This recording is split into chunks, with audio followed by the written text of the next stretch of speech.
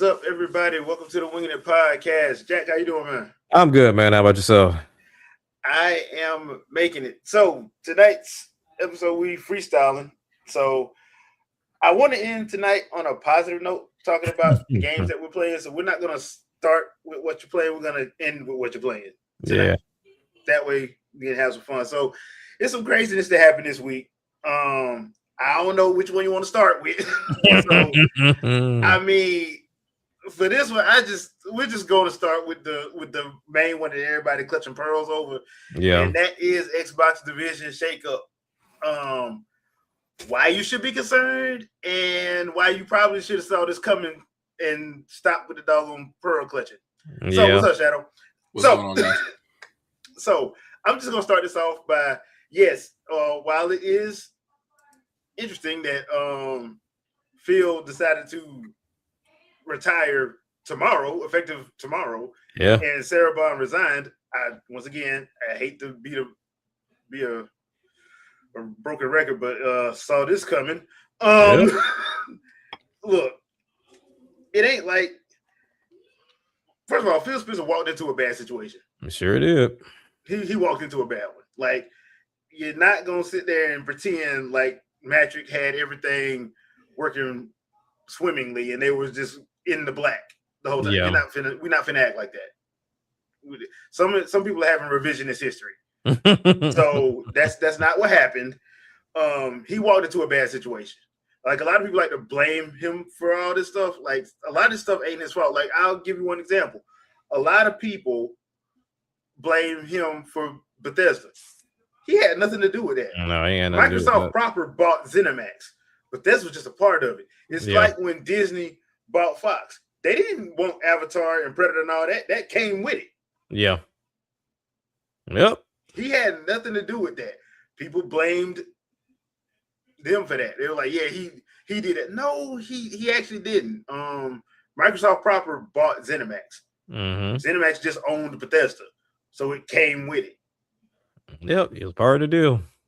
It's just part of the deal. So he walked into a bad situation. Now, does that mean I don't hold him responsible for some of this stuff, some decisions made? No, I do. I do hold him responsible for some of the dumb decisions they made. They made a lot of dumb ones. I mean, one of the main dumb ones I thought was you got Rare's catalog and you did nothing with it. Nothing at all, Rare.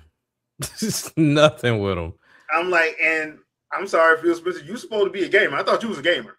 Yeah. I mean, you love talking about Smash Bros. I thought you was a gamer. So I would have thought you would at least did something with Jeff West Gemini. I thought you would at least did something with Conquer in a good way, since y'all supposed to be mature and all that stuff. Y'all got M-rated mature games, but y'all scared to touch Conquer. I never played the Battletoads remake. I probably should have played that, but don't do it. Apparently it's bad, so don't do it. Just don't. So waste of time. Yeah, that's what I'm saying. I'm like, they have Rare's catalog and did nothing with it. Nothing. So I don't agree with everything he did, but I don't think he's the main villain. Yeah, the sole reason why all especially with the stuff that like happened with Tango Gameworks, that wasn't his decision. No. But people want to act like it was his decision. I'm like, no, it wasn't his decision. Because if it was his decision, he would have never went to Japan the week before and told everybody everything was going to be all right. Yeah. I think that's also one of the key things that I don't care too much about the gaming community space, because there's a lack of understanding of kind of the tier of everything, right? I can go as a manager myself at my current job and go and tell all of my directs, hey, look, you being let go, after I just told them, hey, can't wait to see your performance next year. Somebody told me I had to come and let you go. I wasn't lying to you a day before. I just got the news right after I talked to you about having to let you go. So yes, I'm with you. Like, Phil plays a part in some of this. We don't know exactly what all he plays a part in, but ultimately you would hope that he's not just a face and he's one that actually has some form of a voice. But I think you both have been singing it from the mountaintops for a while. Like, this isn't really Xbox race to win. It was just more of proving grounds for you not to get let go and for you not to get shut down. So really, you're just fighting to survive, not to win, but to survive. And that's where the problem in itself comes in. But I've also hated the idea of a face of a company, right? Like, because that's who they're going to always gun towards. They did the same crap with Reggie. Like, whenever Reggie was the face of America, I mean, not America, but Nintendo, it was Nintendo of America, but everybody thought he was for all of Nintendo. Like, no, he was just the face of Nintendo of America. And that's where they take their shots. They target the people that they see and not the people that should be targeted. And wisely, those people stay out the way. Like, hey, we make the decisions, we make the money, and we'll let you get beat up. We ain't trying to hear none of that nonsense. But I don't know. And then to see Sarah bounce too. That's gonna be interesting. This is gonna be very interesting to see where this goes. Like I said, I saw it coming a mile away. Yeah, do you want to patch her? We high five, Jay. We it's been what 10 years? I think we've been talking about this one. Yeah. When Satya took over and we saw what he did to Nokia a month after they bought him, I'm like, yeah, bro, he cold blooded. Yeah. He cold blooded. He don't care. We're gonna bleed you dry until you quit. Basically, is what's happening. They don't, and I don't care. Yep. So that moment that you just mentioned, Jack, when you were talking about, hey, hey, I'm here in Japan telling you guys everything's good, and then right after that, you got to do that slow walk back, and you know what? I just lied to y'all. Yep. Like, I mean, you're a puppet with no strings. Basically, you're just every once in a while reminded, hey, there is an invisible string you can't see over here. Go do this thing, and you're like, So yeah. All the time when you have a parent company, there's nothing you can do about that. Once they say, hey, look, we're pulling this. Well, what about Xbox? And they just look at you and just say, well, yeah, we can just close all of Xbox. Okay, sorry. Right. Sorry. I suggest you shut up. Right. Because that's what he wants. He really wants it gone anyway. So like he's been wanting it gone before. Yeah, he came from cloud. He wanted time he became the CEO. He had been looking for a reason to get rid of Xbox for the longest time. Mm-hmm. So as soon as Bill Gates wasn't a factor anymore, and what's Steve Ballmer, I think was the previous CEO. Xbox was Bill Gates' baby. Yeah. And as soon as Bill Gates got off that board, that was it. I'm like, dude, he's been trying. That's why when I know people have whatever you want to think about Game Pass, they was trying to save the game division. They were trying. Yeah. That's what they came up with. Yeah, that's what we talked about yesterday. Is like Game Pass is like I made the analogy to Wolverine, because like right when it came out, getting that little extra piece was like, okay, this is saving money, but as time went on, it really is hurting them more than it is actually helping them. Yeah. Because that money is still, they still have to put money down for all these games. These games aren't getting any cheaper. And now gamers aren't buying those games. So you got the Netflix situation. So yeah, it's a mess, man. It's unfortunate, but it was like the zombification was moving. Well, the other thing too is if you had eyes, you should have seen this coming years ago. Like that's like I said, I don't get the pearl clutching. Because I'm like, y'all didn't see this coming? Don't y'all remember when? Oh, my bad. Y'all hate the water. Don't y'all remember when the water told y'all this was going to happen? He told you it was going to happen. But my bad. My memory's a little foggy. I forgot. He was supposed to he should have been fired because he ain't aiming to survive. But the dream for the illusion Xbox fan was, hey, this is a $1 trillion company. They can afford it. Correct. Yeah. And I'm just like, but if you have somebody that just became the CEO that wants to kill this division, all they have to do is say, show me why you're not making money every quarter. Yep. That's it. That's it. It's only so many times you can keep doing that. You can only keep bundling the gaming division with other stuff so many times. And at some point, it's just Xbox. And they're like, it's not making us money. And once they come down to that, that's it. You're like, hey, so they're like, hey, so we made so much in this revenue, blah blah blah, and they're like, so R&D over here, I'm looking at 2.9 billion though. Yeah, and exactly. I need a return on investment from 2015 to 2013. We spent $4.5 billion. along with Sony. Like they totaled for $8 billion together, and like we're not seeing a return on that, even with Connect. Like so, something's got to give here.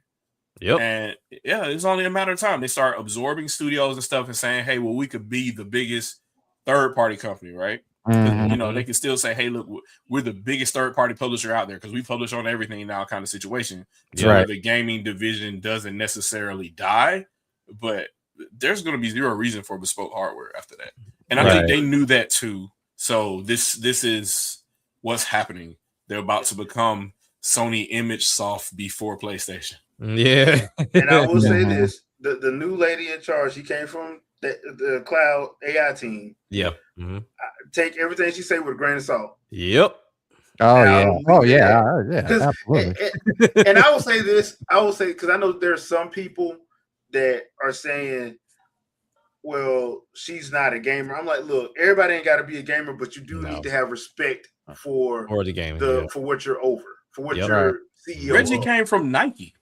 Yeah. So if you don't have respect for what you're over, you're gonna have I'll just use this analogy. You're gonna have a Marvel situation. Marvel after the Infinity War, at the Infinity Saga left, you saw what happened when they changed them writers, and the writers didn't have respect for the characters that they had. A lot of people fell off because they were like, man, this is stupid. Yeah, because the writers they had, half of them didn't care about the character they were talking about, and you could tell because it bled in the writing of the shows and the movies. Why is it so bad? I'm not Ryan Coogler. That's effectively it at that point, because he was the only odd man out, really. Yeah. And Suzuko, I hope I'm saying your name right. Yeah, you're absolutely right. Yamaguchi wasn't a gamer, and Howard Lincoln wasn't either. But they respected they respected the industry they were in. That's what I'm saying. Like, you don't have to be a gamer, but you need to at least respect enough to do the research and know what the people are looking for. Yeah. That's why I like, but people got mad at the person that was a gamer. They got mad at Iwata. Which is wild. And Iwata was just like, look, I'm seeing how this is going. Y'all don't understand. This ain't gonna go the way you think. Right. And that's why Nintendo said, all right, you know what? Y'all do that. Yeah, Mouchy didn't want none of that. That was handed to him. He had no choice, and he's like, I don't want to do this. I'm just a shrewd businessman. I don't like gaming kind of thing. He's like, well, but I could buy a baseball team. I'll do it. Yeah. Seattle is open. Oh, okay. Yep. Bet. So yeah, I'm like, that's the thing. I'm like, look, Nintendo bet on themselves and they won. Yeah. That's all you can say. They bet on themselves and stayed true to what they wanted to do. While everybody was telling them they need to stop it, they need to go third party. Who ain't go third party? That is the funniest. I heard for 2 generations exclusives don't matter. Yep. Now all of a sudden it matters again. That is the funniest thing to me, like in this whole situation, is like everybody trying to tell Nintendo what Nintendo should do. Yep. And they just like, all right, well, what? All right, cool though. But when I get off this bench, though, y'all gonna see what I'm worth. Yeah. They're like, you should trade. Matter of fact, you should just open up your trade sale to everybody. See what team wants you, because you know you just can't be stuck on this team. They're like, all right, okay. But when I get off this bench, though, you're gonna see what I'm worth. All right. Just think about it. I'm just saying, think about it, right? It was Atari twice, technically. Sega, Activision attempted, that didn't happen. 3DO, Microsoft and Sony. Microsoft actually tried to buy Nintendo. Yeah. That was so funny. Yeah. So just think about what, like, all the people that tried to come at them, and it just wasn't happening. Regardless of whether you had better hardware, you had a bigger game library, any of that kind of stuff. PS1 and PS2 smoked anything Nintendo had going on at that point, as far as library or any of that other kind of stuff had going on. Yeah. Not to mention, Microsoft had more money at that point in time. Too. Yep, exactly. Microsoft still had more money. They're like, nah, can't do it. And Nintendo's like, but we got cash though. We don't believe in that market still cap. Do. They don't believe in fake money. Like not talking about just assets, talking about like cash in the bank. Yeah, like billions in the bank in cash, not assets. Like a lot of stuff, people like, oh yeah, they have all these assets. Yeah, they have the assets plus the billions. Yeah. So I'm just curious to see like the ones that are online, because let's be honest, majority of the people that are offline that game don't buy into this nonsense.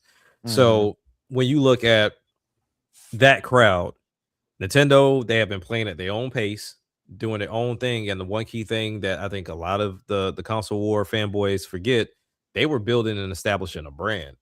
Yep. Like there's still people that will call a console a Nintendo, even though it has nothing to do with Nintendo. But at the same time, we just saw something really big happen this past week. And that was Nintendo diving head first into getting to your kids first with Mario. Yep. They're doing it all over again. Remember Play Nintendo? They just did it all over again. My daughter loves that Hey Mario app. She is in love with that app, and she's 1 years old. And so you can do it on the app, but I put it on the Switch too, and she just went in it, spinning Mario's face, doing the pull. It's literally Mario 64, but better. And she's doing it with her fingers. She's moving them around. You could put the pipe there. You could put stars, and he interacts. And then the smart thing about it too, it has a time limit. And the way that you know it's over, Mario goes to sleep and he tells it goodbye and he fades away. And they'll tell you, hey, if you want to do this again, restart the app. But they also got the cartoon stuff that's getting ready to come up. Of course, they already had the plushies and everything else as far as Lego and everything. Like Mario is a brand. Nintendo is this thing. Like Mario is Jordan and Nintendo is Nike. Like that's what it's about to be right now. So I think that's what a lot of people forget too, because once again, this stuff is not sustainable because the consumer is wishy-washy. They like you one day and then they hate you the next. So they can continue putting out fantastic product, but you know, it is what it is. But ultimately, they're making money from what they're putting out. They don't put out too much money outside of a few games here and there, but they get a nice return. You can make fun of Labo all you want to. You can make fun of Switch Sports and its graphics all you want to. But guess what? They're getting that money. They made profit. They didn't need to move 30 million to make a profit. Correct. Right. There's no reason why a Horizon, a God of War, Uncharted, a Spider-Man, a Last of Us should not be skyrocketing with as many units as sold, and also how much people clamor for those games, along with them getting shows. For some of them getting shows, not all of them. But even God of War shows getting ready to come up. I think they'll fare a lot better on the cinema front than gaming, which is kind of weird, but ultimately that's just what it is. And I'm interested to see if they show up for these remakes, these trilogies for God of War. Now we don't know when they're coming out. It sounds like they announced it a little too early, but nonetheless, it's one of those things to where Sony's going to sell 100+ million consoles, but their first party will never be at their top 10. Yep. It's the weirdest thing. It's the weirdest thing. Also, on that note of prices, since people want to talk about, since people have a problem with a $5 upgrade. I wanted to stay on Xbox. No, because we gotta hit this one real quick. Just because I'm once again, this goes back to the Pearl Collection. All right, y'all do realize that if the Tears of the Kingdom and Breath of the Wild upgrades are $9.99 if you don't have NSO. You do realize that, right? You do realize that Sony did charge upgrades of like, what was it, $20 for last one? And it's $20 for the Nintendo Switch editions too. They're like $80 for if you don't have a game at all. Yeah. So there's that. Now, if you already have the game for Xenoblade Chronicles, it's $5 for the upgrade. $5. Y'all complaining about $5? Y'all really complaining about $5? Listen, I said it yesterday. If you broke, then just say that. And I'm not even. Listen, I'm not even saying that. I'm not even saying that from the perspective of like get money. I'm just saying like, listen, there'll be times I'll be broke too, but I'm not gonna sit there and complain about how that's a bad idea of them trying to make money off of. And matter of fact, this isn't even like a game that was first out. Okay, I can understand Breath of the Wild. That game has been out for a while. People want to upgrade. It's 153 million units out there. Everybody and their mama got Breath of the Wild. Right. Everybody and their mama got Tears of the Kingdom. Everybody and their mama and their grandma and their cousin got New Horizons. So like I understand when it comes to the upgrades to that, but like $5, Like if you ain't had that money that day, promise you I can get you to $5. I promise you. Yeah, I promise you I can pass you the $5. And the sad thing about it is you have people that are straight up, and I hate when people do this. I hate when people try to virtue post. Like, yes, I'm making a stand of over $5. Right. You can't even fill up your tank of gas with $5. What do you sit up and do? Who else is gonna stand with me? Bruh. Stand with me on no $5. My problem with that is you on your own on that one. Yeah, definitely. My problem with that is this, right? I'm looking at the sales numbers right now. There might be 1 million copies of this game over 3 platforms at this point. Right. Just 1 million. Why are there so many vocal people online talking about this game and they ain't spending no money on it? And that's what's bothering me the most. I'm like, this game ain't even really sold that much for y'all to be complaining the way y'all complaining. and I'm talking about saying it with your whole chest. Yeah. And here's my other thing, right? If you don't want to spend the $5, there's still an upgrade there for free. If you got a Switch 2, it's damn near a lot 30 frames per second. And it upscales to whatever resolution. If you're playing in 4K, it doesn't look as good as the Switch 2 edition does, but it does at least attempt to upscale it to your TV properly versus trying to play it on Switch like that. So like you could just play the free upgrade by playing it on Switch 2 if you don't want to pay for the $5 one. I don't get it. And people coming up with these weird Twitter trolls searching for basically doing a Twitter search of, hey, Grok, find me a tweet that says they don't like the parts of the update or whatever, right? They find a thread and they just keep posting everything they posted in that thread. And I'm like, the person that posted the things they're complaining about in that thread conceded that the game is okay. And they said maybe they shouldn't be complaining about the things they're complaining about because they didn't have the time to recode the entire game. It's not a remake. So you're not going to see brand new assets or changes to things like depth of field. Like none of that stuff's going to happen. And you shouldn't. 2015 code, bro. 2015 code, and you're expecting an overhaul for $5. For $5 in under a year. In under a year. One of the most ambitious Wii U games ever made. And like one of the largest land masses in gaming ever made, and you want a full rewrite? Of course, $5. They complain about pop in and all that stuff. Right. Please. Also, do 2 and 3. Also, did you see like the list of some of these people? Right. I'm like, y'all wilding. But here's another weird thing too, and it happens a lot on social media. Nintendo has companies. They have companies that are under them or studios that are under them. That does not mean that everybody operates the same way. Right.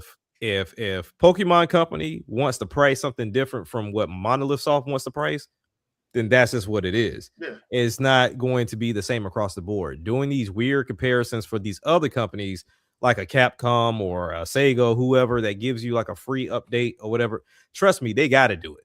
They need to give you that free update because you probably ain't touched the game. But probably didn't buy it anyway. Yeah, probably didn't buy it anyway.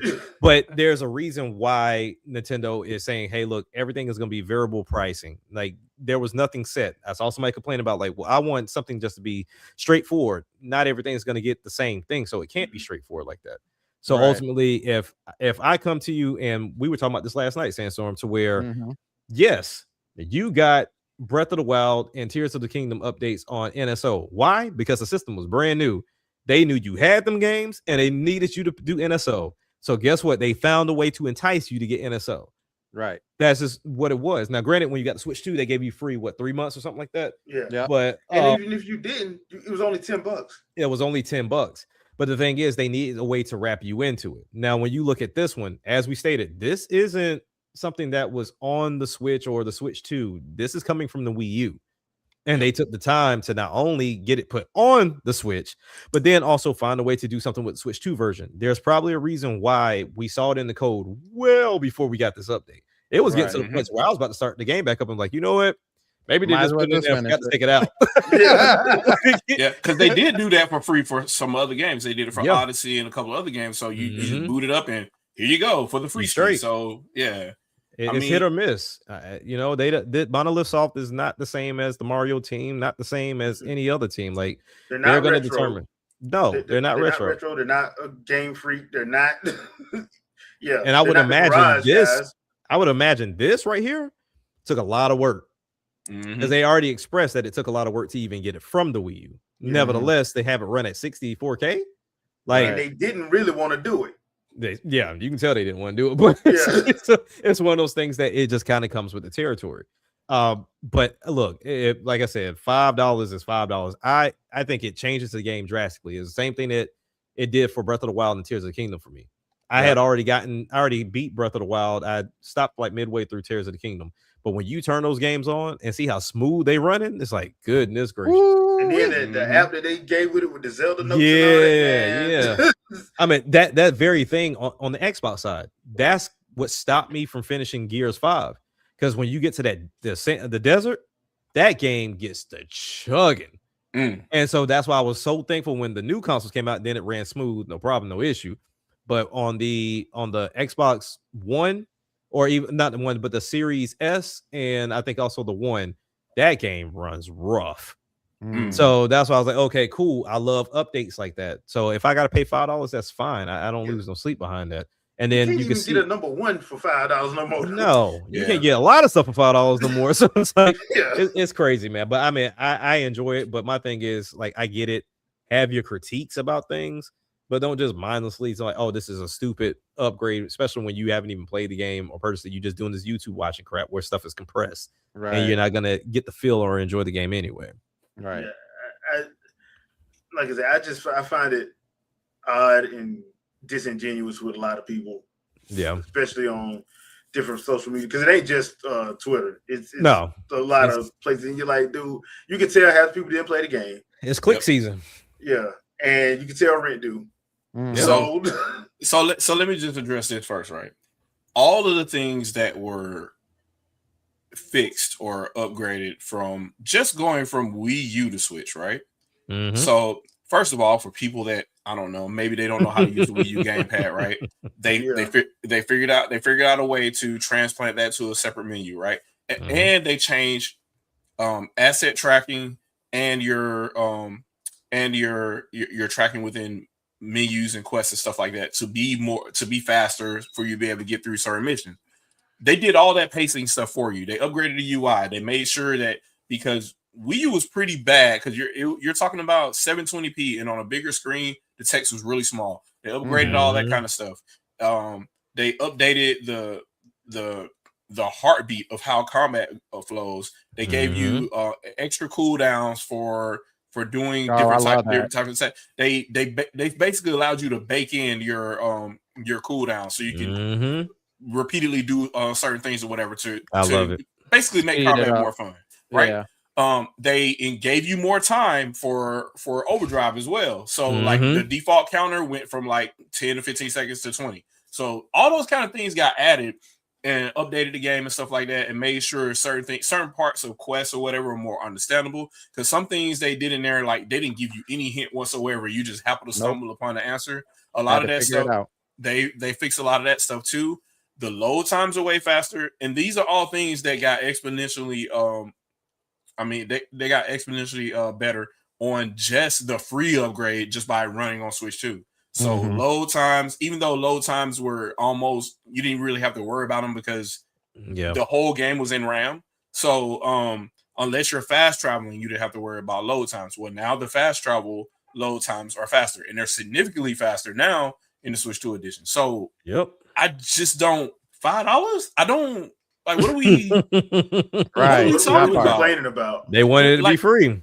Like the only game off the top of my head I could think right now that has a bigger landmass is Just Cause 2, and you're complaining because it's $5 to make this game look pretty in 4K or 1440p or what have you.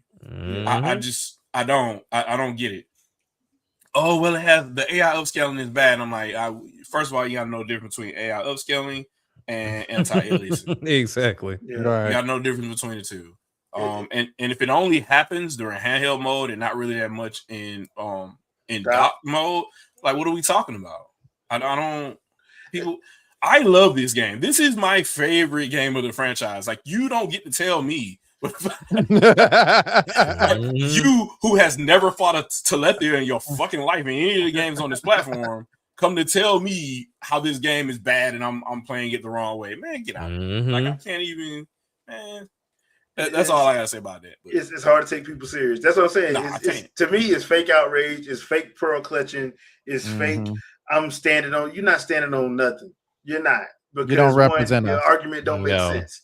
So the other thing, right? The worst version of Killer Instinct, my other favorite game, right, is on Xbox One. I will sit down and play that shit on the base Xbox One right now in my office, and I'll play all of the half 45 to 60 frames per second of that game because I like the game. It doesn't matter to me what format it's in. Do I want to play it in 4K and 60 frames per second, stuff like that? I got a Series X for that, and I got a PC for that if I want to, right? But I don't have to because I like the game. It doesn't matter how kind of situation. And other people will just, you got the brokest people on the internet telling you these things, and I'm like, you don't even have the game we're talking about at all. Yeah. Dude, my favorite game of all time runs in 15 frames a second. There you go. Oh yeah, mine definitely. Yeah, mine got bad frame pacing. Yeah, man. The perfect dark death matches, and I play it once a year. Yep. So right now I'm in the Shadow Temple. Need to go on and finish that. But yeah, I mean, I play it once a year. That's why I've always laughed when I hear people say, "I can tell the difference between 30 and 60 frames a second." No, you can't. I mean, no, you can't. And the reason I can tell people to be lying, one game, Nier Automata. Yeah. 2017. Yep. People swapping down. That was 1080p, 60 frames a second. When it comes out on Switch, come to find out, not only was it not in 60 frames a second consistently, it was more like 1080p. 30. It was more like 25 to 30 frames a second. It was 60 at 900p for Switch. Yep. That's how I know people do not know when somebody tells you, "Oh, I can tell with my naked eye the difference between 30 and 60." They're lying. Yep. They're lying. Unless you, that's why I don't get mad at, like, there's a channel, a Switch Up. They actually put the thing on there. They like, look, you can see what we talking about. I ain't telling you I can see with my eyes. Here's what the tool is saying. Yeah. The tool is saying this is getting dips between 30 and 40. And do with that what you will. Like, I mean, you know, because the average part, like, one of my favorite action games is Ninja Gaiden 3 Razor's Edge. Like, I like the fact that towards the end of that game, the frame rate tanks because they're literally throwing everything at the engine. They do everything at you. It's so fun at that point because you have so many abilities. You're able to do so much towards that end boss. Like, it's, I don't know how to explain it, but if you know how to play it, just like when the frame rate drops in the Pragmata demo, right? You're you don't have time to see that because you're playing. And you don't care whether or not that the frame rate is dropping because some special effects started opening up or whatever. You're too busy trying to hurry up and move this cursor throughout the thing. So you, like, what are we talking about? Like, that doesn't kill the experience at all. If anything, it's better for you because you're able to accurately do the thing in time. But Bayonetta did it. Exactly. Right. Devil May Cry did it. And if you just wanted 6 frames per second all the time, then it's Bayonetta 2. But people don't want to go there. But people don't want to talk about that. They don't want to have that conversation. Because Bayonetta 2 only exists one place. Yeah. So, and that's why I'm like, because I've heard people I'm friends with say, "Oh, I can't play a game that's not 60 frames a second." I'm like, dude, then you're not playing half the game that come out. Yeah, you're really not. You're not. Because hate to tell you, but it's still not a standard. It is not a standard. Because the engine will dictate. Like, that's just how it is. I mean, if y'all want to play the Luminous engine, I'm just gonna put it this way: all y'all people that say anything under 60 frames per second is unplayable, GTA 6 is about to come out. It sure is, and I'm gonna see how many people are gonna sit there. It better be the worst selling one. It's unplayable. See how many people pretend then. It's on your gotta base be the worst PS5. selling. It's so great that I don't even care. Right. The graphics made up for the frame rate. Oh yeah, that's the thing. Oh, do you see what it's doing? Of course, it's not running at 60. Right. So that's the goalpost moving real time. You got to love this. But you said you can't play nothing that's not at 60 frames because it hurts your eyes. Right. Or makes you sick. It'll turn into But does Nintendo have the game? Yeah, Of exactly. course, Yeah, because it can't run this at all. So it's about companies. Hold on. If you can't watch nothing that's in 6 frames a second, why you keep telling me about A Night of the Seven Kingdoms? That runs at 24. But it's so low resolution, man. You played all the way through Returnal. Don't talk to me. It's 4K, it's 8K on the box, and you played that bitch in 1080p. Yes. Get out of my face. Get out of my face, man. I don't want to hear it. Like, it's just so weird to me. Yeah, that's why I take my hat off to you and Andre. Like, I'll let y'all have at it with them clowns because I don't buy into it because they don't want to know. They don't want to have a genuine conversation. They just want to just yell and be wrong loudly. But exactly, it is what it is, man. That's why it's just this community, bro. But be quick to tell you how great the PSP is in all of its sub 510p glory. Yeah. I don't take nobody serious with that. Like, I don't take them serious at all. But it has an OLED screen, guys. I'm like, cool. Refresh rate on that thing slower than the Switch 2. I know. And don't get me wrong, I like my PSP, but I wasn't finna lie about it. Right. It's great. I would love to finish repairing mine, but it's great. It's a wonderful system. I just, I killed the disk drive because I played Tekken too much. So I played Gravity Rush too much on mine. Oh, and I was watching the Avid Children movie on it. Oh, Avid Children, yeah. A lot of replays on that one. All right, so the last bit of bad news I want to talk about, the Blue Point Studio closing. I'm gonna tell you right now, I'm not shocked. Nah, I'm not. Once again, this is another situation where you had to see this coming. Sony closing studios of games that do well. Yeah, that's the weird part. It's been a pattern. Yeah. Not studios that they lost money with. No, they keep them running. Mm-hmm. It's the ones that actually doing well. The ones that they closing. Which that's crazy. Don't make sense. But once again, you kind of had to see this coming. They're moving to that whole what do they call it? Games as a service. Yeah, games lineup. As a service. Yeah. And they're like, y'all made some great single player games. But I don't see any multiplayer. Where's the hand holding at? Where's the team building? Where's the structure? I don't see any of that anywhere in this game. You know what? Go to lunch. And then they go to lunch. Don't come back. And don't come back. They're gonna take an extended break. Yeah, basically. This is their Tango Gameworks moment for them. Yeah, right now. Basically, they're like, "Ooh, y'all did good. Oh, critical acclaim. Bye." Right. That's so weird. But it really starts showing like the way Sony is, right? Like Sony gets all the praise for doing everything the right way. Because I think somebody posted the other day, was like, "Oh, they only shut down one studio." I'm like, "One?" Like y'all ain't been tracking. Wait, what? Right. But they shut it down. One this week. That's what. One this week, but it really ain't been one studio. But that's the thing with Sony. Like we've talked about the future of gaming in its entirety, and we never know what the true future of Sony is because Sony always plays copycat. Like they don't ever go and just say, "All right, cool, this is what we're doing," and then it's kind of like a generational change or a game changer for everybody. It's not. They never do it. So that's why it didn't surprise me that they were closing the studio. But at the same time, I think a lot of their fan base is going to be very confused and or upset that they're probably going to do the same exact thing that Microsoft's going to do with their console. And I think that also that's exactly what's happening. But I also think that's doing part why this pushback is happening too. Because a lot of people keep saying that is RAM, in which that does play a part as far as the RAM is concerned. But I think they're pivoting. They're going to say, you know what? Yes, we were going to come out with a traditional console, but kind of saw the writing on the wall there, my friend. We need something that's going to last for a couple of years, not 10, but that's going to last for a couple of years because we can't just keep doing the next iteration anymore. Like the scene is changing too much. So yes, they're going to drop another console, but it's probably going to be the console PC hybrid, similar to your Steam Deck and this next Xbox, and they're going to be around for a long freaking time. And prepare for Nintendo fans to be like, "See, told y'all, Let's hear let's hear the excuses.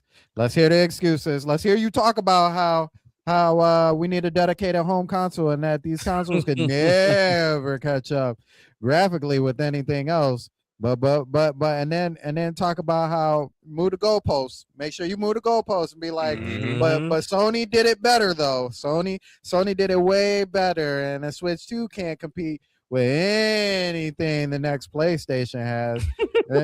Let's talk about that. Oh, a matter of fact, when we on that subject, make sure you talk about the wattage too, because we've been talking about the wattage and how you can't make none of these games with the wattage.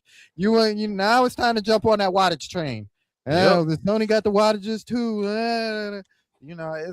It's crazy. It's crazy. That's gonna be the new thing now. I hope y'all know that. Realize that we're not gonna be talking about how great the graphics anymore. It's gonna be the wattage. Now it's about that. Now we finally listening to me from Wii U days. Because Wii U was like 45 watts and like 360 and PS3 were like over 250 a piece. That's disgusting. And Wii U was significantly better than both of those platforms. So like, what do we even? I don't even know what we talking about. So I'm trying to think whether I'm looking now for the last known Nintendo studio that was closed by Nintendo. That's a good question. Yeah. The only one I could think of is probably In Space, but I think In Space was closed because they tried into some.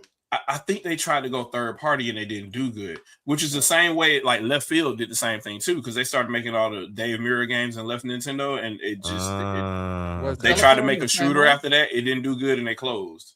So, but In Space, I believe, was the last one, if I'm not mistaken. That was Dan O'Leary's company. I'm trying to figure out when they closed, when they went defunct. They closed. Said they went defunct March 29th, 2016, but I'm trying to figure out if Nintendo killed them. Yeah. Royal Hustler, you're correct. That's what's about to happen. That PlayStation Switch about to pop, boy. Right. Because that handheld's still coming. And what's is going to be like what the Steam Deck's going to be to the Steam machine. It's gonna exist, but at the same time, the big claim to fame is you can remote play or stream from that main console. From the Steam machine, or are you talking about? I'm talking about what PlayStation's handheld is going to end up doing. Similar to like how the Steam Deck, what they're trying to get you to do is say, okay, the Steam Deck and also the Steam frame, while they can run their own separate thing because they have the OS on their device. The big thing is if you want to play those bigger games, stream from that Steam engine. So that way you can get more power out of it. Big picture mode. Yep. And I think that's what PlayStation's going to end up doing with that handheld. To where it's like, we have a low power situation to where you can play the games, but if you want them better, what you can do is just stream it from your PS6 and call it a day. But I thought Wii U was a failure. Hey, look, people say a lot of stupid stuff, but I mean, just ask who is it? Greg Miller, Colin Moriarty, Chiesa McDonald, Damian Hayfield, Brian Altano. Yeah, Michael you said Packer, it right, Hayfield. Jeff You said it right. Hayfield? Yeah. No, I'm just ask them. I mean, they were the ones that was pushing it. I think Keza ended up being forced to write a really good documentary about Nintendo not too long ago. I forgot who she wrote it for. She was one of the main ones. Yeah, she was one of the main ones. That's what I'm saying. I saw that article and I rolled my eyes. I was like, "Oh, how mighty!" It's funny how they lost a whole bunch of videos. Mm-hmm. Yeah, they're all gone. They're all gone. Like in the podcast too. Yep. They're no longer on Apple Podcasts anymore. You got to go find the individual MP3s off of IGN's page. Everything from 2011 to 2012 is gone. That's crazy. Wow. Yep. Matter of fact, it's right after Yoshida called them fanboys. It's right after that. Oh, and they did try to go third party. They did Geist.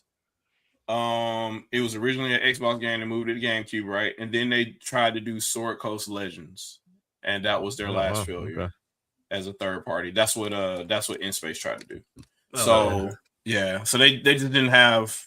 They needed Nintendo, I guess. because as soon as they don't develop for Nintendo, they all fold. Mm-hmm. They all fold. You know why that is?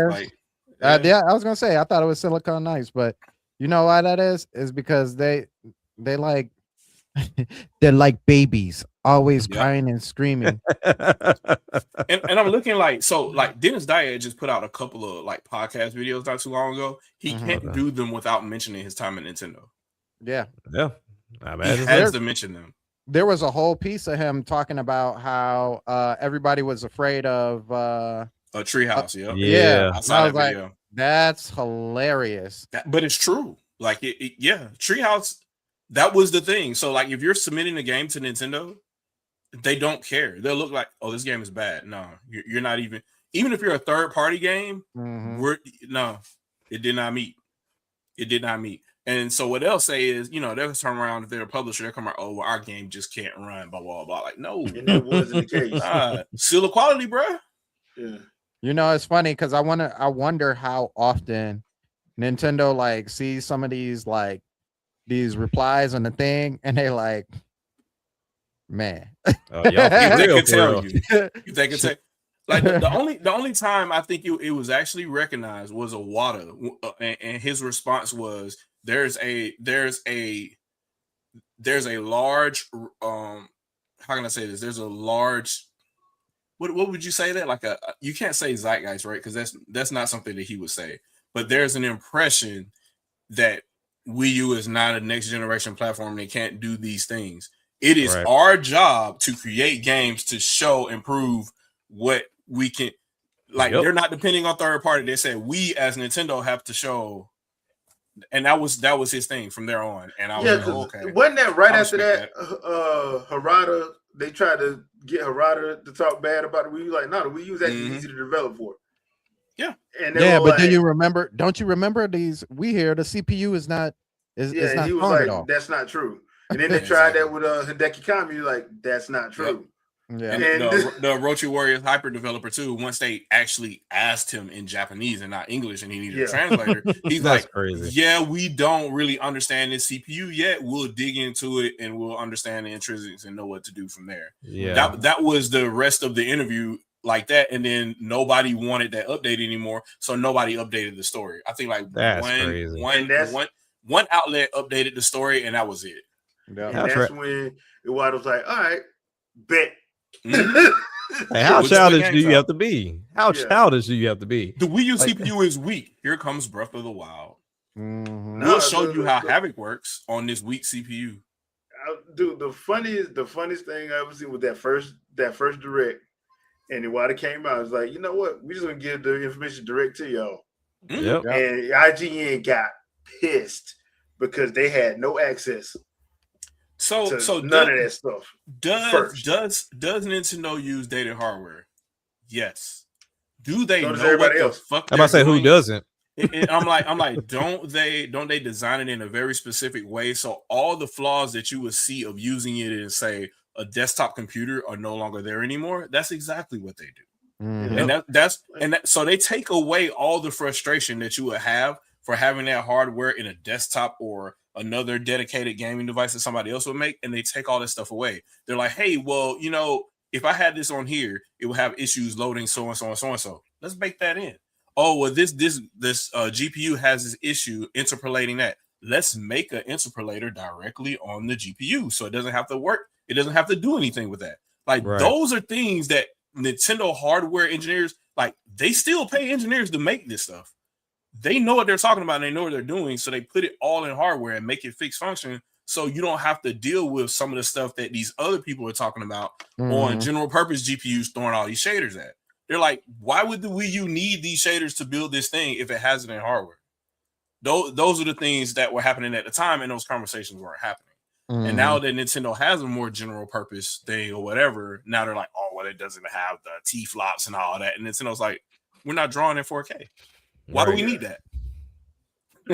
Like more efficient. We got AI upscaling. We could draw it in 540p and it looks just as good on your 4K screen. Like, come on. They made it more efficient, and people don't understand that. But that's man. I have for a long time, I've been seeing on the sidelines a lot of these armchair developers make these conversations and they say these things, and I'm like, yeah, that's cool that you need this pixel shader for this and that or whatever in an ordinary scenario. But if you're developing this game in this SDK in this environment, that's not a thing. Too many times we've heard developers say we are surprised how quick it is for us to get our games up and running. Like we've heard that way too many times. So obviously something they're doing is right when they're designing the hardware. And bare minimum, if it's not the hardware, it's at least the IDE and the SDK that they're sitting in front of. Obviously, whatever it is they're doing makes whatever that hardware, whatever, transparent to them. And they're just like, I just see code running and it works for me. So there was a guy talking about they just ported one of their games. He was like literally working on it and he had to take the video down because he was like, look how easy I got this. Yeah, I saw that. They had to take the video down last week. Like he's like literally was working on it while he was playing the build. So I like, come on, man. Obviously they got it right. So I don't understand why people try to say it was behind the times. When I'm like, you're bragging about a 2019 chipset that you're still playing right now in 2026, but you're mad at Nintendo for making one in 2021. Yep. Right. Yeah, it doesn't make sense. What do we? I don't know. This is weird, but you know, I guess everything operates from Sony always wins. If you operate from that as the conclusion and you work backwards, it kind of I guess you gotta think about it. You gotta really dive into it and understand that if you don't have the mindset when you're making a Nintendo game that Sony is winning, then you're never gonna win. You're never gonna make anything worth the time. Sony always wins, baby. As a matter of fact, if you're not starting off on Sony hardware, then what are you doing? Right. My thing is, if Sony was truly winning, like we said, software would be selling a lot more, not just third party. First party software would be selling a lot more. And on top of that, you would actually be getting a little bit more from Sony. They wouldn't have gave up they wouldn't have let their exclusive lapse. Exactly. Because I mean, you think about all of the IPs we've had, let's say between the 1 and the 5, right? And majority of those have either gone multi-plat or they just don't exist anymore. Yeah. Like if Sony was really bringing in and doing right by these companies and making sure that the fan base is going to buy whatever, we would not be talking about Square Enix having a redemption on the Switch right now. Right. That's pretty much what's happening. That's what's happening. The multi-plat conversation that they're giving, it's not due to Xbox, them not selling on Xbox. It's due to them not selling as well as they should on Sony. Because a lot of these fanboys do not buy games. They genuinely do not buy games.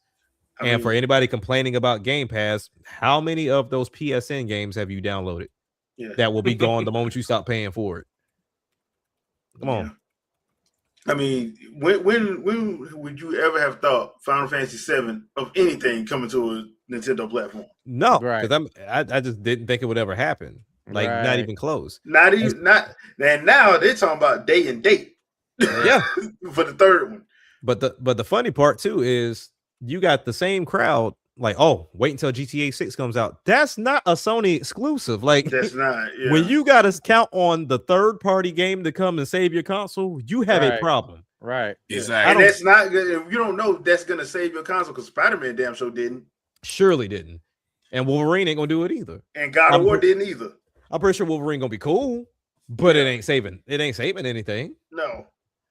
And that's the messed up part. I don't think people really understand. They want to brag, but they ain't buying them. Like if you ain't buying it, and once again, if your game costs too much, I mean, I'll put it like this: Marvel Ultimate Alliance 3, they was not expecting to sell a Mill 5.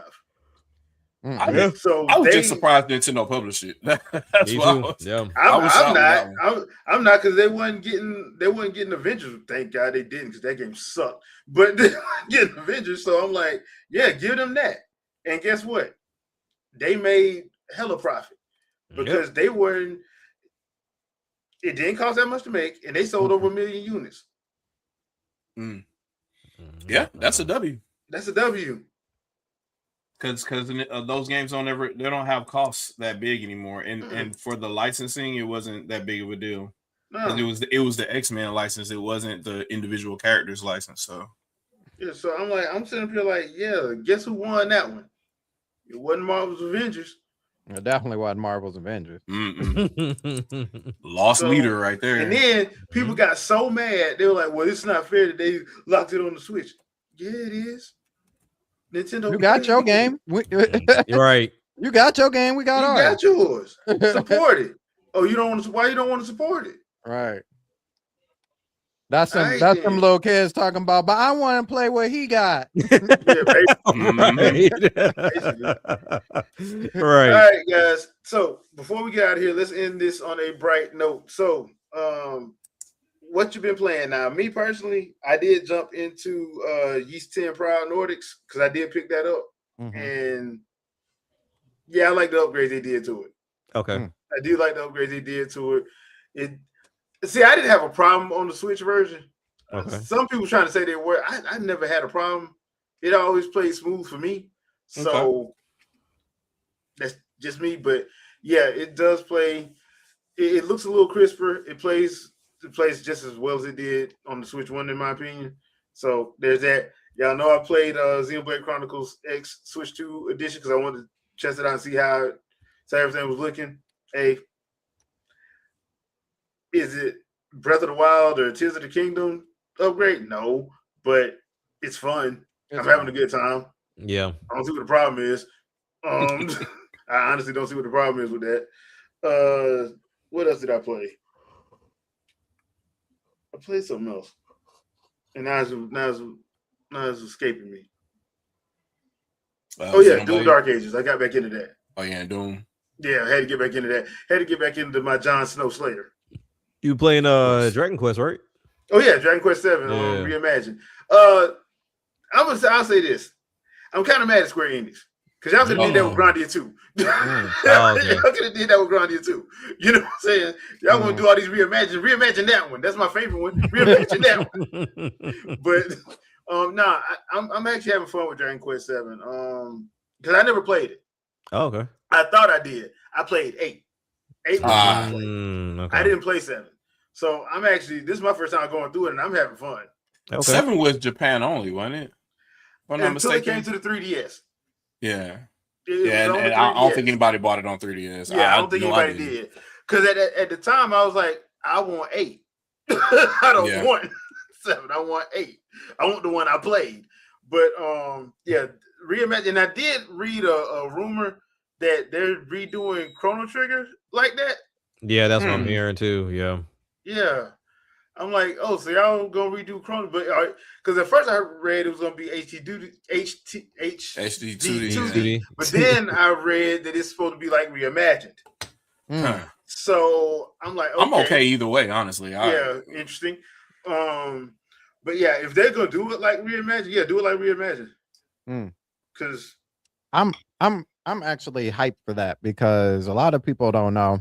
I tell people this every time. That game is actually loosely based off the Bible. So like I'm all over that. Which one? Chrono Trigger. Yeah. Okay. I'm scared for it to come out, man. I am. This is one of those things to where it gets such a great name, such a critically acclaimed name, that now you're introducing it to these snobby, ungrateful individuals, and they're gonna crap on the name. Yeah, the game was good, but it was running at 2K when it was targeted for 4K. Yeah. I'll say this. I'm gonna say you got us too, right? Because then not us, but people of our generation that will say, well, the remake would never live up to the original. And I'm like, will they have fun playing it? Or I thought that about Super Mario RPG. That remake that remake was better than the original, in my opinion. Oh wow. Okay. I'll put it like that. That's bold. There was another one that they did that they put in HD 2D. Live Alive. Yeah. Okay. Yeah. Oh yeah. You know what I'm saying? Like I understand where people coming from, but I also want to sit up and say, I'm like, yeah, but we was dealing with a different time frame and a completely different system. So yeah, some of these are working. They're better. modernized they are better. So I'm looking forward to Chrono Trigger. Because I want to say, did I ever beat it?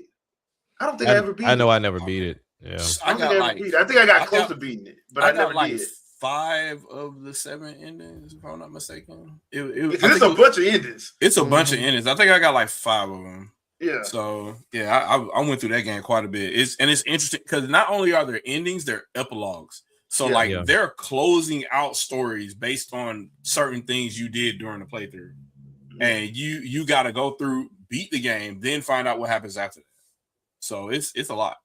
Yeah. So that's what I've been playing. So Jack, I know there was a game you want to talk about. Yes. The one that I said, I've never, and people can correct me if I'm wrong. I pay attention to a lot of reviews, but I can forget some. I'm an old man. Pop filter up. It's a wrap. Yeah, I'm an old man. So I've never seen so many reviewers get a video game review wrong. And then also the people that play the game agree that the reviewers got it wrong. Usually it's like, oh no, the reviewer was right. This is this, blah, blah, blah, blah, blah. Mario Tennis Fever. This, I don't know what game they played. I don't know what they played. They just dropped the ball. They dropped the ball completely on this one. So one of the key things you'll see from a lot of reviews is the adventure mode. That's all they harp on. Adventure mode. Yes, the adventure mode is bare bones. I also need people to expand their vocabulary. Not everything is bummy. Not everything is a complete waste. Not everything is just the worst thing you've ever played. It's bare bones. Like, if you're going to put adventure mode in the title, don't make it just a tutorial. That's essentially what this was. It was just a tutorial. You leveling up Baby Mario means absolutely nothing. So it's just, I don't know why they did it, but it is what it is. But if you step away from adventure mode and then you look at the rest of the game that's offered, this game is by far the best sports Mario game that Camelot and Nintendo have made. This game is top notch. They got it from an arcade standpoint. They got it from a strategic standpoint. They got it from, having a good roster, having the different fever rackets was a great feel. Having the mixed game modes where you have like the pinball game mode, which is nuts. And then also having like the Wonder Seed game modes, the Piranha Plant game mode, to where the Piranha Plants can expand the actual stage itself. How fast the game loads. Like, literally, I can press press the game right now, and within like a second, I'm at the title screen. That game is quick. Like, it's stupid quick. The only downsides I would ever say to the game outside the adventure mode is there are some glitches in there that just randomly pop up from time to time.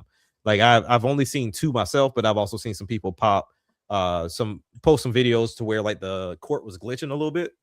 But outside of that, it's a solid game. The online is solid. I'm able to get into matches. The only time you ever see maybe some bad connections is if it's on the other person's end, because I have mine wired in my Wi-Fi. I'm in a Wi-Fi 7 mesh system, so it ain't mine. So it's one of those things to where it's one of those things to where you'll run into some people here and there. But when you get online, you better be ready. Like, you better be ready to rock and roll for sure. I would say definitely make sure that you've unlocked all of the rackets and make sure that you've unlocked all characters. It's not hard to do. It really doesn't take long. I think between me and my kids playing together, we knocked out those 100 matches in no time. And 100 matches pretty much gets you almost everybody. And then some you unlock by doing some of the challenges, some of the skill challenges. And so once you do everything, you get all the characters and you have all the rackets. And you have to go through adventure mode to get like 4 or 5, because there's like 4 or 5 of them that are exclusive to the adventure mode. But when you get everything and you go online, man, them some of the craziest and most fun games you will ever play. Man, this crazy. Like, from the time of me getting into my first match, I was like, okay, I'm going in there with Bowser, and I had the fire racket, right? So the only reason why I had Bowser is because I had just got murked by somebody. I had Diddy, because I was like, okay, Diddy got the speed, Diddy got some power. I can get him like a nice little racket, whatever. and people took advantage of Bowser. And for every character, they have like a description. Not everybody has like this special description, but some do. So, like for example, if you pick Bowser, they'll tell you if you use his top spin, use the power top spin, it has the ability to knock people back. And then the same thing like with Dry Bone Bowser, he has a flat that's super strong too. And then Petey Piranha has the same thing, like a flat that does it. And then you think about Boo. Boo has a dumb curve. Like that curve is so freaking annoying. It's ridiculous. Him and Rosalina, like Rosalina can lob the ball and it'll go in the air outside the freaking court and then come back in and land at a certain angle. This is nuts. But the reason why I picked Bowser is because when I had Diddy, the person I was playing against, he just kept hitting the top spin power and it kept knocking me back and knocking me back and knocking me back because Diddy doesn't have any power like that. He's a smaller character. And once he got me all the way off the court, he hits a drop shot.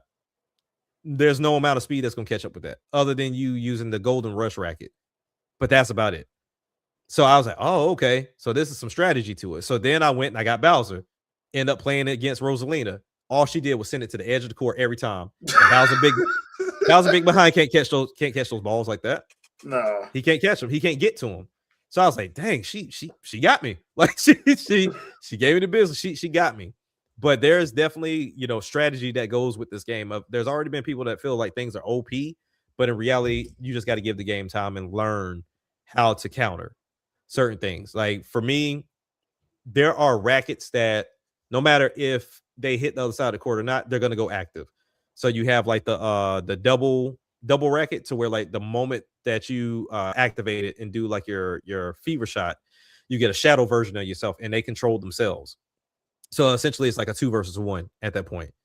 So that's going to activate regardless. But then let's say for like the fire racket, once you hit it, if I can go and hit it before it hits my side, I can counter you. And so now your fever response is on your side. So now you're feeling the effects of it.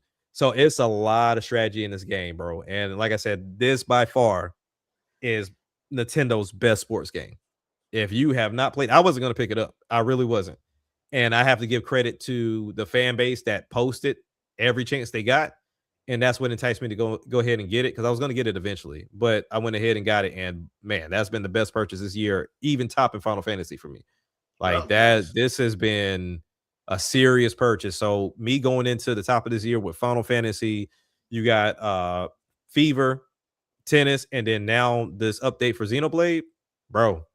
I'm doing a-okay. I'm all right. Like I'm all right in these streets as far as game is concerned. Yeah, I mean, we eating good right now. I think most games are eating good if they actually are gamers. If they're gamers, yeah. Because we're all no time. But all right, Shadow Fox, what you been playing?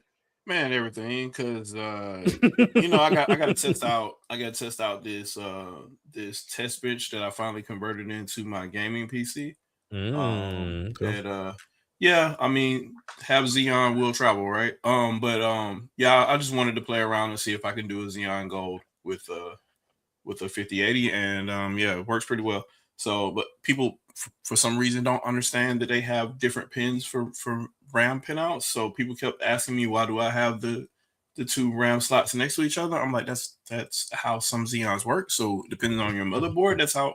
But whatever. I guess they thought I just had a regular gaming PC, and I just giant Xeon in the middle. But that's different. Anyway, so yeah, one of my Game of the Year nominees that I keep replaying multiple times is Dispatch. So I highly recommend people play that on Steam Deck or whatever you got, or it got ported to Switch with issues, and I guess it needs to be fixed or whatever they're going to do, because they tried to be cheap and only port one version from Japan. So there's no nudity or whatever. But no, that game is really good, and the game part of it is actually really good. Dispatching people based on their powers and level them up and stuff like that.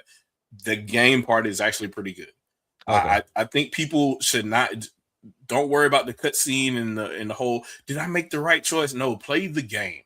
Play the game the way it is designed. Because like you're not focusing on the right things at that point. So I really like that part, and I feel like more people should pay attention to that, and that's really good. Obviously, other than that, I'm going through my other nominee for Game of the Year, which would be Donkey Kong Bonanza. Yeah. Really, really good. Destructible World. I can't stop breaking shit. It's just therapeutic, ain't it? It is so addicting. I don't know. And then like everybody's in the game too, so you're like, why are all these characters in here? Okay, it's lovely to me. So I really appreciate that game. I really, really think it's really up there. As far as the game of the year for me. And then obviously my favorite game of multiple generations probably is Streets of Rage 4. I don't know why they just keep. I don't know. I keep getting weekly updates and weekly challenges, and I keep doing them because I don't know. Infinite combos or something that effect. I don't know what it is, but I keep playing with Blaze. So please stop having me play with all the different versions of Blaze because I play with all of them. 1, 2, 3, and 4. I play with all versions of her. So yeah. So I'll be playing that a lot. I want to turn my Xbox back on. It's been a problem lately because I haven't really been on it since the last time I went to go replay Sunset Overdrive after I finished Hi-Fi Rush. So because I was just like I need something else to scratch this itch, so I went back to go play Sunset Overdrive, and that game is so underrated. It really is. People need to play that game, and it's damn near free on Xbox. Yeah. So if you have Game Pass, it's free. I think it's like $15 if you buy it from the store or something. Like, and at one point they were literally like just giving the game away for free in bundles and other things, stuff like that too. So I find that game and go play it. It's really good. Other than that, the only other thing that I've been playing is NSO stuff, and I guess I need to either review or do something with this thing. I don't know but at some point I need to do something with this. I don't know. I gotta do something, and I want to try it with both the Switch and the Switch 2 and see how that is. But I'm busy. I got it the same time all the reviewers got it, and I just looked at them like they put up a video within an hour. I'm not doing that. So yeah, that's kind of where I'm at on that. Obviously Xenoblade as well is beautiful. I don't need to say too much else about it. The game looked great in 1080p, so obviously it looks good in 4K, so I'm good with that. The only other thing that I've been kind of eyeing and trying to get ready to play next is finishing my other Game of the Year nominee, and that's Silksong. So that game is really, really difficult. So you try to plan what your attack is going to be to beat the game. At some point you get to where like I know I need to go here and I need to go here to get these things before I decide I want to go beat the game, right? So I'm kind of at that scenario right now, and I don't know what I want to do. So if you see me online doing that, that's kind of what I'm dealing with. So I'm either playing on my Switch or my Switch 2 or whatever. Like I got accounts all over the place trying to play 50 million different games. So it's just interesting, which I guess it's the unsung hero here too. And that's the virtual game cards. I cannot express how great it is to go from docking on this thing to going to the regular Switch one, and no matter which version of the game that you decide to turn on, it says, hey, it's on this system over here. Do you want to eject that cartridge and put it into this system and then go from there? And it just does it, and you're good. So I haven't had that issue. I've been able to lend to my immediate family, I guess, whoever's in the 8-person group or whatever you have. I'm able to do those, and you loan them for 2 weeks or something like that effect. It's not even really that big of a deal because if you're in the same house anyway, it's definitely not a big of a deal. But even my oldest son, who doesn't live with me anymore, I'm able to do those kind of things, and then it kind of works. And then after 2 weeks or whatever, it's hey, sign in again to make sure you're able to do whatever, and then he's fine. But within the house, with me having multiple accounts and me signing in with that same account, me going from where I'm sitting right now to upstairs or out here in the living room or in the loft or wherever, I can just go from screen to screen and I don't have to move anything. And that's wonderful to me. And other than Xbox, I have seen various issues getting that to work, even on Steam Deck. So like I have to like even on Steam, like I have to wait for the saves to sync, wait for the game. And sometimes there's update to the game, and the game update for the Steam Deck isn't the same as the one on my PC, and I gotta wait for them to sync before they sync the save. Like it's a whole thing. And for whatever reason on Switch, it's like nope. And if I decide I want to copy over the DLC plus the game plus my save, all of that's there, and it goes in order. So like it's like, hey, here's the game, hey, here's the DLC, hey, here's the save, and it does it all just like that. So the way Nintendo set that up, that works, man. So I don't know what people are complaining about these $20 a year.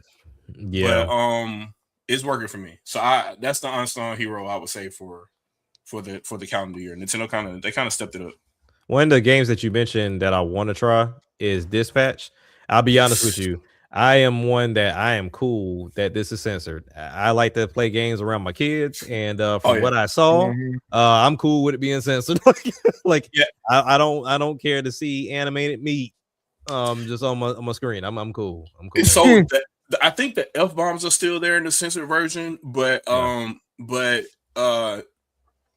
the nudity is gone, and some of the F-bombs are bleeded out like weirdly, but not all of them. It's a strange thing. So I would be wary playing it around children either way. Either way I would say, just kind of because you don't know what word they're gonna kind of like say out loud. So my kids not heard it all, but I think it's more the visuals that your visuals, they're gone. It's black bars, so you don't have to worry about that. Okay. At least. Yeah, that's kind of funny anyway. The nudity is kind of funny. It's kind of a joke kind of situation, except for some of the sexual scenes, but the most of it is like a joke. It's a running gag throughout the game. Okay. All right. Sandstorm. First I want to say, after hearing Shadow also having the problem of trying to complete levels and Donkey Kong Bonanza because of breaking everything. Yes, I'm going to say that at this point in time, if we would like to come to a census that for future purposes, to check if a child has ADD or not, give them that game. Allow them to play the first level of the game and see how long it takes them to beat it. If you can't beat it within the first 10 minutes, if you're putting in 20 hours like me on before getting to the first actual level, you got ADD.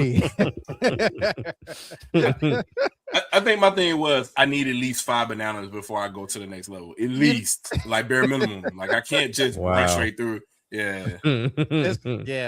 And you'd be like, "Ooh, look at that! Oh, wait! I need these coins." But the coins you don't need coins for that over there. But listen, it's a whole set of coins down here. I need to get them. Just understand. So been playing a little bit of Bonanza 2.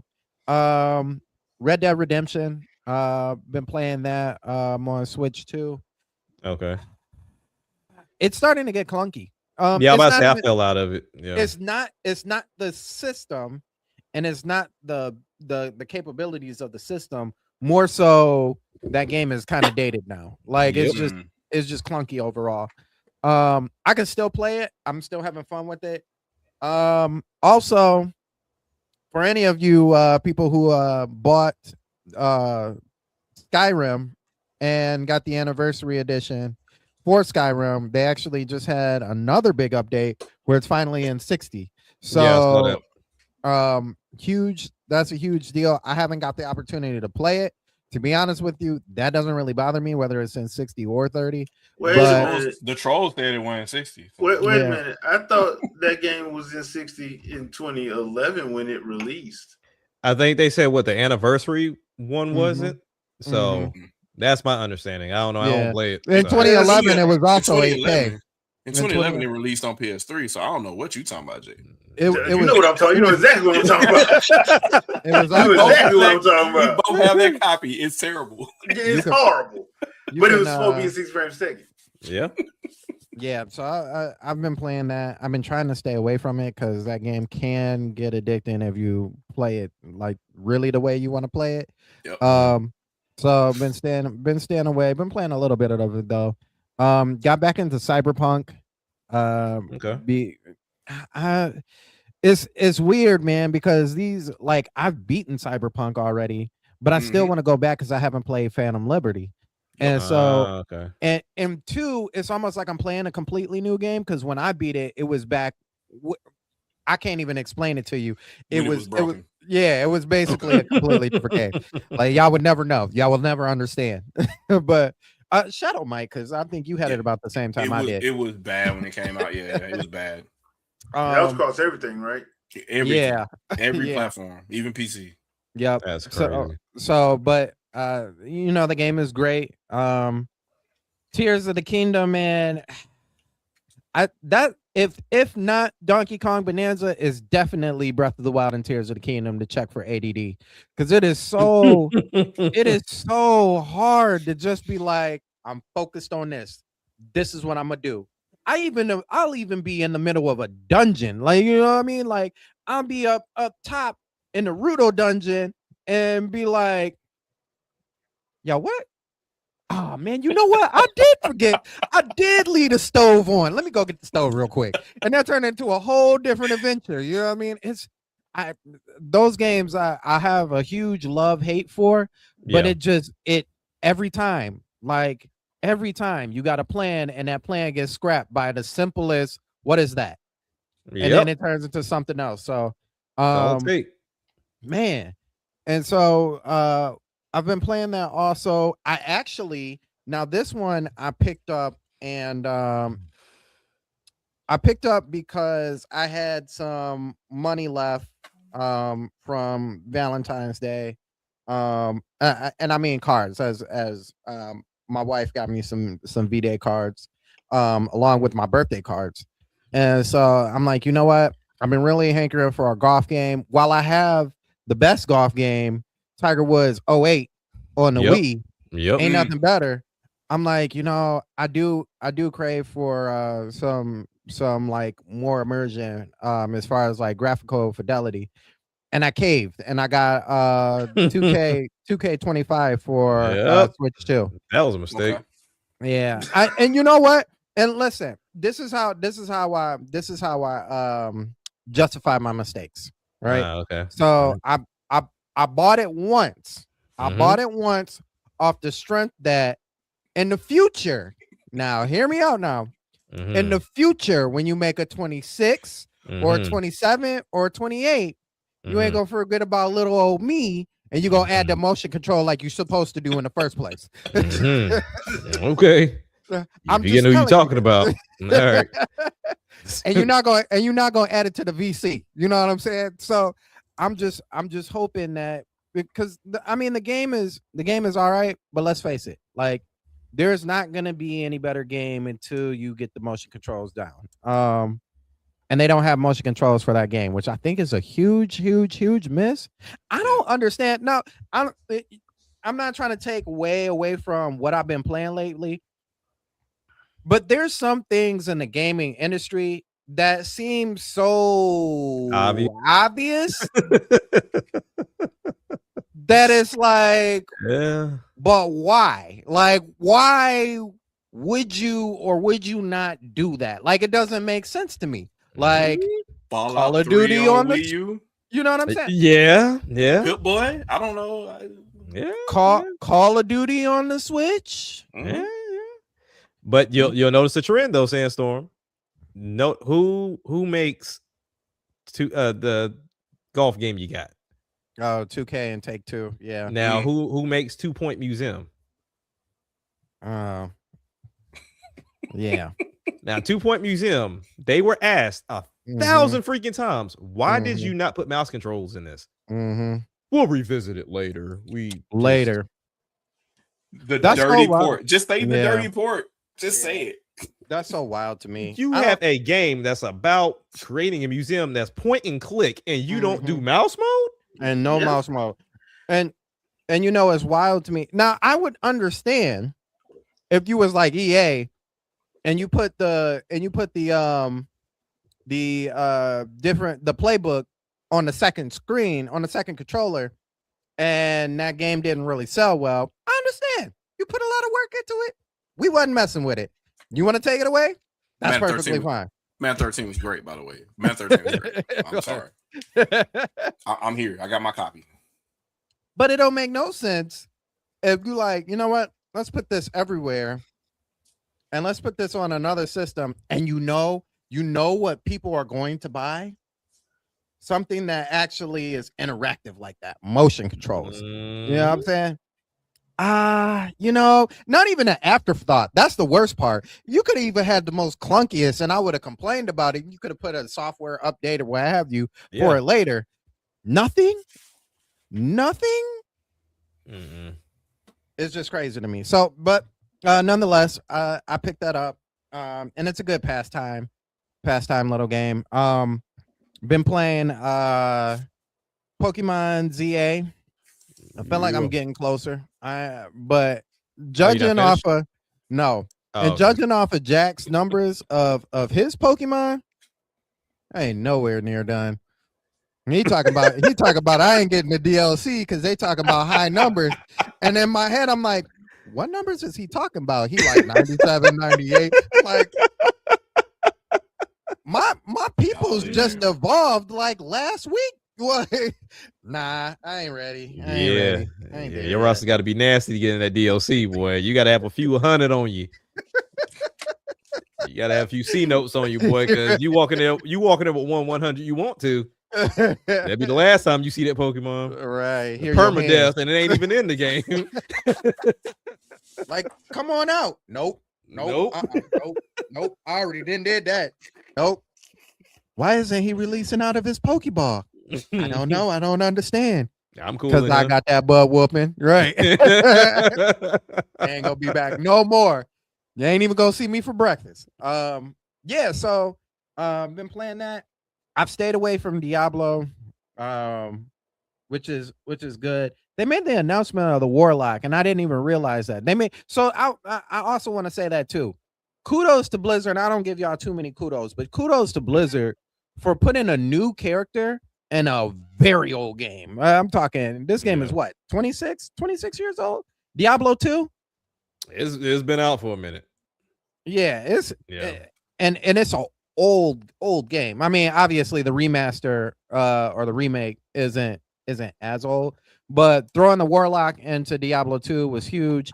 Unfortunately, that's the same character that they were going to be showing off in April is also the Warlock, which is like, I was hoping that it'd be something else. But all I did was Google search that, and I saw the instant results of the Warlock in Diablo 2. And I'm already crying over here. Like, yeah,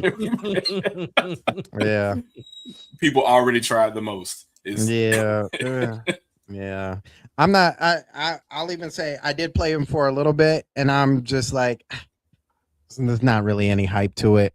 I don't know if it's because I'm over Diablo 2 because we played it a bazillion times, or if it's just that character in particular who's just like, meh, nothing special. And if you already maxed the game out, you already know what you're about to do with the Warlock. Like you're gonna max it out too. So it like your moves pretty much the same all through all the characters. So but yeah. And I feel like I've been playing one more game. I got back into Fallout 4 solely because of the show. Okay. I was just gonna ask that. Like, yep. It got me hooked too. Yeah, it was mostly because of the show. And I stay away from New Vegas. Did not buy New Vegas even when they put it on discount. I'm not a fan of New Vegas. But jumping back into that game and then thinking about the whole, Switch 2 version, like, man, I really hope that game turns out better when it finally releases, which is in like what, this week? Next week? I'm gonna be honest with you. It's probably gonna be janky when it launches, and then they'll patch it. Yeah. Sounds about Bethesda. Yeah. Or don't wait at all, because I may not even just pick it up. I don't know. Does it come with all the DLC?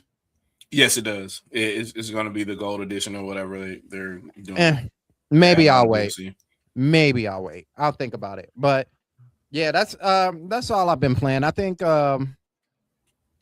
overall I'm probably going to go back to Zelda and just make Zelda like my week so I can get that out of the way. The backlog is just like piling up like crazy. Still, I don't know. Y'all can't see it. Oh, I've also been playing Final Fantasy VII as well. But I know y'all can't see it, but it's the one at the end. I have still yet to open up the Age of Imprisonment. Like that's wow. Me too. Yeah. I haven't opened it. Okay. And I'm late to the party. I need to play that. So Yeah. we need to do a podcast on just sealed games. It's weird. I wouldn't have I don't nothing to say have in that one. I don't have any of those. That's why it's crazy to me. I got a bunch. I don't ever leave my game sealed unless it's something special. Like I got the Final Fantasy VII the remake, the one that had the Magic the Gathering card. This one's still sealed. Okay. So then I got the digital one just to actually play. So somewhere down the road, if this is worth anything, I don't even know if I really sell it. But I don't leave games sealed. I don't do that. Yeah. Like you pick up a game, you buy the game. But Age of Imprisonment, that boy is still sitting there. I still got a current pile. I just have piles of sealed ones. I don't know what's wrong with me. I just have them, and I probably should play them at some point. Like even this one, the one that everybody hates, I need to play them. I'm sorry, but it's a problem. It's funny. I think I told Vito this. It's funny because a lot of times I'll like go to like some of these games, and I'll be like, man, what do I want to play today? And then my first thought is like, you never even open that. You could open that and play that today. And you look at it and you be like, yep. Do I want to? Nah, not today. Not today. It ain't a good day. I'll save it for a different day. Save it for a rainy day. And then you just move on from it, and it just still sits on the shelf. Yep. But yeah, that's all I've been playing. All right, peeps. We are going to call it a night. So thank you guys for coming through. We appreciate it. Thank you everybody in chat. I know we had 2 weeks off because of the Super Bowl and Valentine's Day, but we are back. I don't think we have another off time until May, I think. Yeah, it's like May. So Memorial Day probably. Yeah, Memorial Day. So we're gonna be here for the long haul, peeps. So we're gonna call it an evening. We will see you guys next Sunday, 7 p.m. Eastern Standard Time. Peace out, people. Peace. Peace out.